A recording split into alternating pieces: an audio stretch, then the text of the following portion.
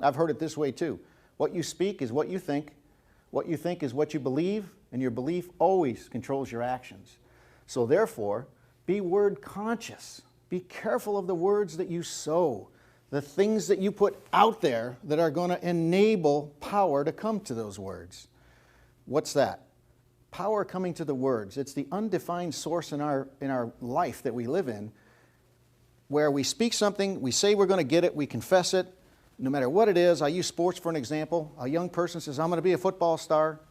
They speak that for their whole life. They believe it. Belief comes into their life. They're convicted by it.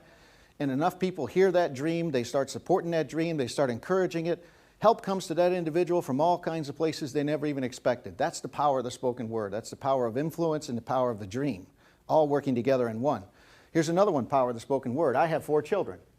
They're not all identical. They're not all equal. Some are more gifted in some areas than the others. You know, I'm sure you are too with your kids. I know I was as it related to my brothers. Some were different and had more gifts than I did, and some had less. But if we recognize something in our children, and we know that we sow that seed into them, doesn't it make sense to encourage them? Little Johnny might not have an attention span, but little Johnny might be a great artist. Well, you're worried about Johnny having his attention span, so you're pouring out negative words to him to correct him at the dinner table because he's disruptive.